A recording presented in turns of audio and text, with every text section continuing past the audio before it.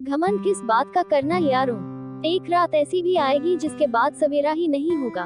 Hello दोस्तों, कैसे हैं आप लोग। मैं उम्मीद करती हूँ कि आप सभी अच्छे ही होंगे। दोस्तों, आज हम इस वीडियो में 6 छोटी छोटी मजेदार, ज्ञानवर्धक और रोचक कहानियाँ सुनेंगे। तो चलो दोस्तों शुरू करते हैं। कहानी नंबर 1, थप्पड़। उस बस स्टैंड में 3 दयालु व्यक्ति और एक कहीं से भी दयालु नहीं लगने वाला व्यक्ति बैठा था। वो सभी बातें कर ही रहे थे कि इतने में एक बुढ़िया अपने दोनों बेटों के विक्षिप्त होने के कारण दाने दाने को मोहताज होने की जानकारी देते हुए रोने लगी। इस पर पहले दयालु ने कहा, तुम लोग भूखे मर रहे हो, इसका यह अर्थ है कि राज्य नीति निर्देशक तत्वों का पालन नहीं कर रहा है। मैं इस बात को विधानसभा और लोकसभा तक ले जाऊंगा।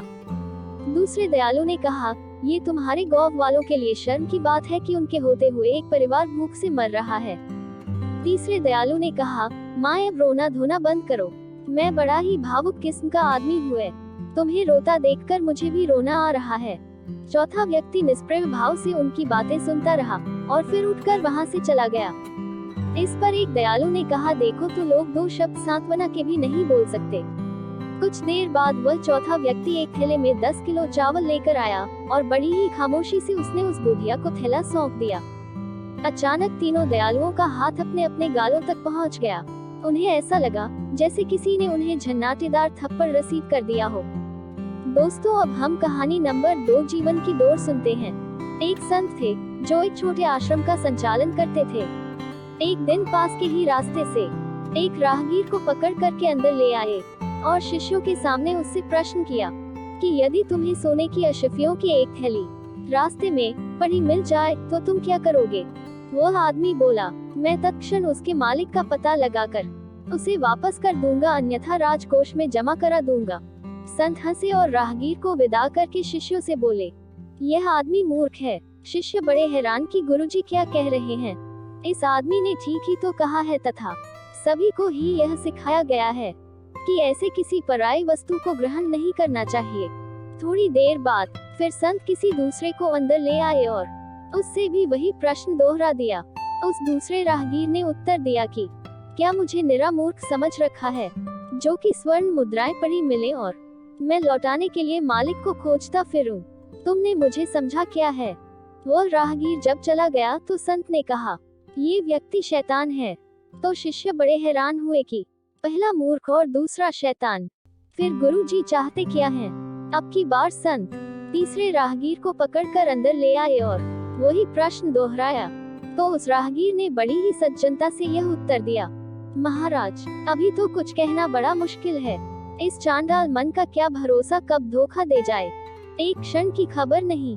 यदि परमात्मा की कृपा रही और सद्बुद्धि बनी रही तो लौटा दूंगा। संत बोले, यह आदमी ही सच्चा है, इसने अपनी डोर परमात्मा को सौंप रखी है।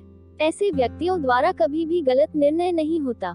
ज्येष्ठ पांडव सूर्यपुत्र कर्ण तो कर्ण धर्म का ज्ञाता था। क्या कारण था कि वह अपने छोटे भाई अर्जुन से हार गया, जबकि कर्म और धर्म दोनों में वह अर्जुन से श्रेष्ठ था। कारण था कि अर्जुन ने तो अपने घर से निकलने से पहले ही अपने जीवन रथ की डोरी भगवान श्री कृष्ण के हाथ में दे दी थी। हमें भी इसी प्रकार अपने मन तथा जीवन की डोर गुरु परमात्मा के हाथ में दे देनी चाहिए। दोस्तों, अब हम कहानी नंबर 3, कृष्ण लीला सुनते हैं। एक महिला रोटी बनाते बनाते ओम नमो भगवते वासुदेवाय नमः का जाप कर रही थी। अलग से पूजा का समय कहाँ निकाल पाती थी बेचारी, तो बस काम करते करते ही ओम नमो भगवते वासुदेवाय नमः एकाएक धड़ाम से जोरों की आवाज हुई और साथ में दर्दनाक चीख। कलेजा धक से रह गया जब आंगन में दौड़कर झांकी तो 8 साल का चुन्नू चित पड़ा था, खून से लथपथ। मन हुआ दहाड़ मार कर रोए, परंतु घर में उसके अलावा कोई था नहीं। रोकर भी किसे बुलाती, फिर चुन्नू को संभालना भी तो था। दौड़कर नीचे गई तो देखा चुन्नू आधी बेहोशी में माँ की रट लगाए हुए है। अंदर की ममता ने आंखों से निकलकर अपनी मौजूदगी का एहसास करवाया। फिर 10 दिन पहले करवाए अपेंडिक्स के ऑपरेशन के बावजूद ना जाने कहां से इतनी शक्ति आ गई कि चुन्नू को गोद में उठाकर पड़ोस के नर्सिंग होम की ओर दौड़ी। रास्ते भर भगवान को जी भर कर कोसती रही, बड़बड़ाती रही, हे कन्हैया क्या बिगाड़ा था मैंने तुम्हारा, जो मेरे ही बच्चे को। खैर डॉक्टर साहब मिल गए और समय पर इलाज होने पर चुन्नू बिल्कुल ठीक हो गया। चोटी गहरी नहीं थी, ऊपरी थी तो कोई खास परेशानी नहीं हुई। रात को घर पर जब सब टीवी देख रहे थे तब उस औरत का मन बेचैन था। भगवान से विरक्ति होने लगी थी। एक माँ की ममता प्रभु सत्ता को चुनौती दे रही थी। तारांकन। उसके दिमाग में दिन की सारी घटना चलचित्र की तरह चलने लगी। कैसे चुन्नू आंगन में गिरा कि एकाएक उसकी आत्मा सिहर उठी। कल ही तो पुराने चापाकल का पाइप का टुकड़ा आंगन से हटवाया है, ठीक उसी जगह था जहाँ चिंटू गिरा पड़ा था। अगर कल मिस्त्री न आया होता तो उसका हाथ अब अपने पेट की तरफ गया जहाँ टांके अभी हरे ही थे ऑपरेशन के। आश्चर्य हुआ कि उसने 20-22 किलो के चुन्नू को उठाया कैसे वो आधा किलोमीटर तक दौड़ती चली गई। फूल सा हल्का लग रहा था चुन्नू। वैसे तो वो कपड़ों की बाल्टी तक छत पर नहीं ले जा पाती। फिर उसे ख्याल आया कि डॉक्टर साहब तो 2 बजे तक ही रहते हैं और जब वो पहुंची तो 3:30 बज रहे थे। उसके जाते ही तुरंत इलाज हुआ, मानो किसी ने उन्हें रोक रखा था। उसका सर प्रभु चरणों में श्रद्धा से झुक गया। अब वो सारा खेल समझ चुकी थी। मन ही मन प्रभु से अपने शब्दों के लिए क्षमा मांगी। तभी टीवी पर ध्यान गया तो प्रवचन आ रहा था। प्रभु कहते हैं, मैं तुम्हारे आने वाले संकट रोक नहीं सकता, लेकिन तुम्हें इतनी शक्ति दे सकता हूँ कि तुम आसानी से उन्हें पार कर सको। तुम्हारी राह आसान कर सकता हूँ, बस धर्म के मार्ग पर चलते रहो। तारांकन। उस औरत ने घर के मंदिर में झांक कर देखा। कन्हैया मुस्कुरा रहे थे, मेरे कान्हा। दोस्तों, अब हम कहानी नंबर 4 हीरे की पहचान सुनते हैं। एक राजा का दरबार लगा हुआ था। क्योंकि सर्दी का दिन था इसलिए राजा का दरबार खुले में लगा हुआ था। पूरी आम सभा सुबह की धूप में बैठी थी। महाराज के सिंहासन के सामने एक शाही मेज थी और उस पर कुछ कीमती चीजें रखी थी। पंडित लोग, मंत्री और दीवान आदि सभी दरबार में बैठे थे और राजा के परिवार के सदस्य भी बैठे थे। उसी समय एक व्यक्ति आया और प्रवेश मांगा। प्रवेश मिल गया तो उसने कहा, मेरे पास 2 वस्तुएं हैं। मैं हर राज्य के राजा के पास जाता हूँ और अपनी वस्तुओं को रखता हूँ, पर कोई परख नहीं पाता, सब हार जाते हैं और मैं विजेता बनकर घूम रहा हूँ। अब आपके नगर में आया हूँ। राजा ने बुलाया और कहा, क्या वस्तु है? तो उसने दोनों वस्तुएं उस कीमती मेज पर रख दी। वे दोनों वस्तुएं बिल्कुल समान आकार, समान रूप, रंग समान, प्रकाश, सब कुछ नक्शिक समान था। राजा ने कहा, ये दोनों वस्तुएं तो एक हैं। तो उस व्यक्ति ने कहा, हाँ दिखाई तो एक सी ही देती है, लेकिन है भिन्न। इनमें से एक है बहुत कीमती हीरा और एक है कांच का टुकड़ा, लेकिन रूप रंग सब एक है। कोई आज तक परख नहीं पाया कि कौन सा हीरा है और कौन सा कांच का टुकड़ा। कोई परख कर बताए कि ये हीरा है और ये कांच। अगर परख खरी निकली तो मैं हार जाऊंगा और ये कीमती हीरा मैं आपके राज्य की तिजोरी में जमा करवा दूंगा। पर शर्त यह है कि यदि कोई नहीं पहचान पाया तो इस हीरे की जो कीमत है उतनी धनराशि आपको मुझे देनी होगी। इसी प्रकार से मैं कई राज्यों से जीतता आया हूँ। राजा ने कहा, मैं तो नहीं परख सकूंगा। दीवान बोले, हम भी हिम्मत नहीं कर सकते, क्योंकि दोनों बिल्कुल समान हैं। सब हारे, कोई हिम्मत नहीं जुटा पा रहा था। हारने पर पैसे देने पड़ेंगे, इसका कोई सवाल नहीं था, क्योंकि राजा के पास बहुत धन था। पर राजा की प्रतिष्ठा गिर जाएगी, इसका सबको भय था। कोई व्यक्ति पहचान नहीं पाया।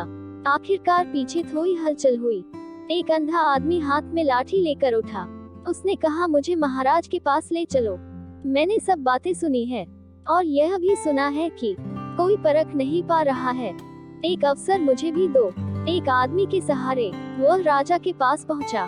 उसने राजा से प्रार्थना की, मैं तो जन्म से अंधा हूँ, फिर भी मुझे एक अवसर दिया जाए जिससे मैं भी एक बार अपनी बुद्धि को परखूं और हो सकता है कि सफल भी हो जाऊं। और यदि सफल न भी हुआ तो वैसे भी आप तो हारे ही हैं।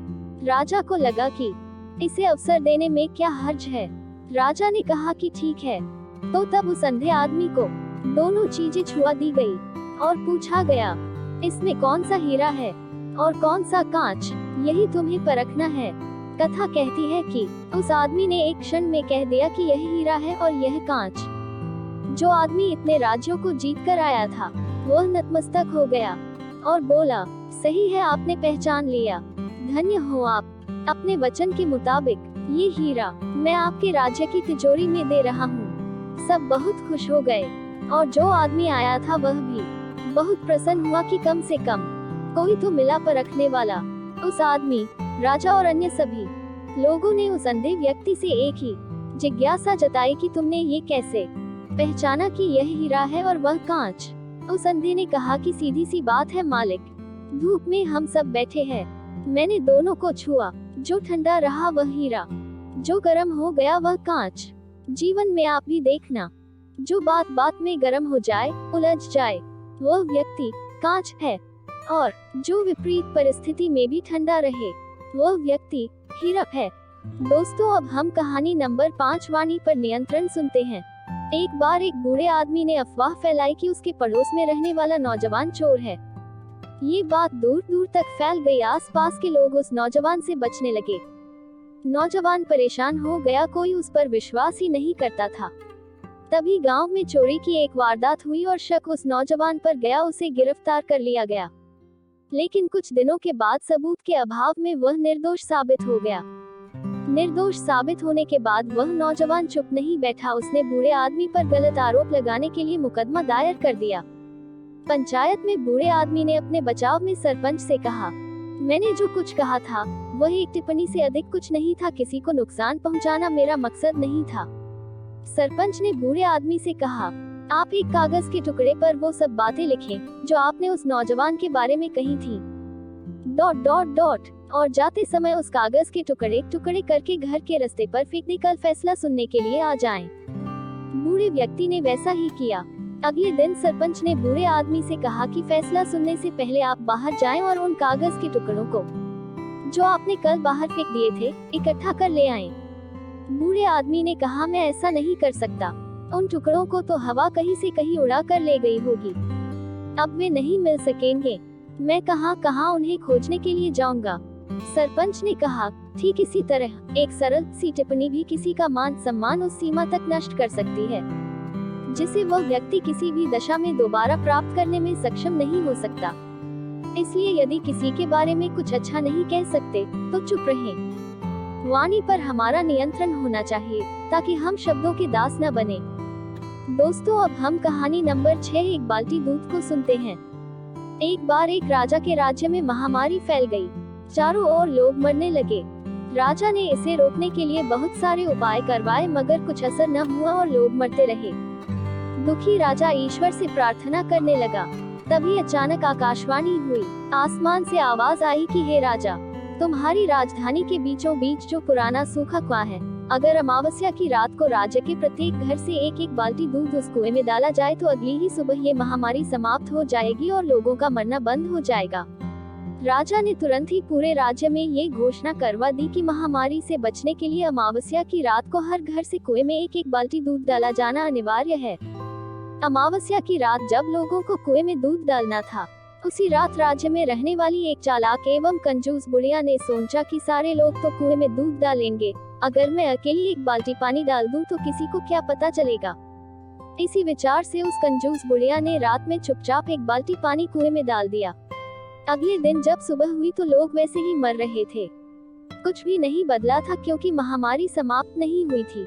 राजा ने जब कुएं के पास जाकर इसका कारण जानना चाहा तो उसने देखा कि सारा कुआं पानी से भरा हुआ है, दूध की एक बूंद भी वहां नहीं थी। राजा समझ गया कि इसी कारण से महामारी दूर नहीं हुई और लोग अभी भी मर रहे हैं। दरअसल ऐसा इसलिए हुआ क्योंकि जो विचार उस बुढ़िया के मन में आया था वही विचार पूरे राज्य के लोगों के मन में आ गया और किसी ने भी कुएं में दूध नहीं डाला। शिक्षा। मित्रों, जैसा इस प्रसंग में हुआ वैसा ही हमारे जीवन में भी होता है। जब भी कोई ऐसा काम आता है जिसे बहुत सारे लोगों को मिलकर करना होता है तो अक्सर हम अपनी जिम्मेदारियों से यह सोचकर पीछे हट जाते हैं कि कोई न कोई तो कर ही देगा और हमारी इसी सोच की वजह से स्थितियां वैसी की वैसी बनी रहती हैं। अगर हम दूसरों की परवाह किए बिना अपने हिस्से की जिम्मेदारी निभाने लग जाएं तो पूरे देश की जनता ऐसा बदलाव ला सकती है जिसकी आज हमें जरूरत है। अंत में कुछ शब्द आपके लिए। झूठ से बचने का प्रयास करो उस सत्य से भी बचने का जो किसी के लिए पीड़ा का कारण बन जाए। जो सत्य किसी के लिए लज्जा का कारण बने, किसी के लिए आत्मग्लानि का कारण बने, वह सत्य भी शुभकारी नहीं है। किसी व्यक्ति की समस्या में आप प्रतिभागी न बने, लेकिन ये सामर्थ्य जरूर रखें कि किसी की समस्या का निवारण आप जरूर कर सकें। दूसरों की खुशी में अपनी खुशी देखना एक बहुत बड़ी कला है। जो इंसान ये हुनर सीख जाता है वो कभी भी दुखी नहीं हो सकता। दोस्तों, अगर आपको ये कहानियाँ अच्छी लगी है तो प्लीज वीडियो को लाइक, शेयर और कमेंट जरूर करें। ऐसी और भी मजेदार प्रेरक कहानियाँ सुनने और पहली बार वीडियो पर नए आए हों तो चैनल को सब्सक्राइब जरूर कर लें। चलिए दोस्तों, मिलते हैं एक नई ऊर्जावान कहानी के साथ। यहाँ तक वीडियो में बने रहने के लिए सभी का धन्यवाद।